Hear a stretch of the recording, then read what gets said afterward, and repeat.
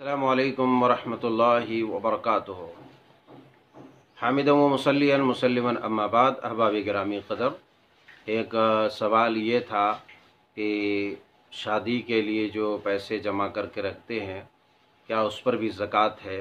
जैसे बाज़ लोग जो है अपने बच्चों की शादी के लिए, बाज़ लोग बच्चियों की शादी के लिए सालों साल से जमा कर के रखते हैं, तो उसका सही हुक्म यही है शरीयत का, और शेख इब्न बाज़ रहमतुल्लाह अलैह का भी फतवा यही है कि जो रकम आपने जमा करके रखी है, शादी के लिए रखी है, तो ऐसी सूरत में अगर वो उस मिक़दार में है जितने में ज़कात फ़र्ज़ है और उस पर साल गुज़र गया है, तो हर साल के हिसाब से जो है एक साल गुज़र गया है तो उस साल आप पर ज़कात वाजिब है, उससे ज़कात निकालना ही है, कोई गुंजाइश नहीं है।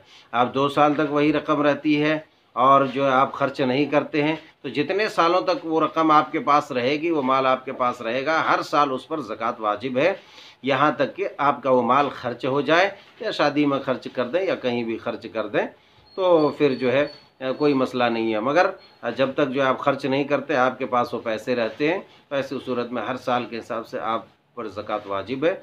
आप हर साल ज़कात निकालें, उस पर टाल मटोल न करें, क्योंकि ज़कात का मसला इंतहाई हसास है। अल्लाह जल्ल शानुहु इंतज़ाम करने वाला है, मुसब्बिबुल असबाब है।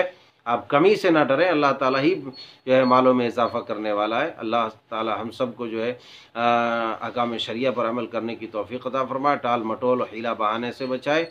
आमीन तक़ब्बल या रब्बल आलमीन। अस्सलामु अलैकुम व रहमतुल्लाहि।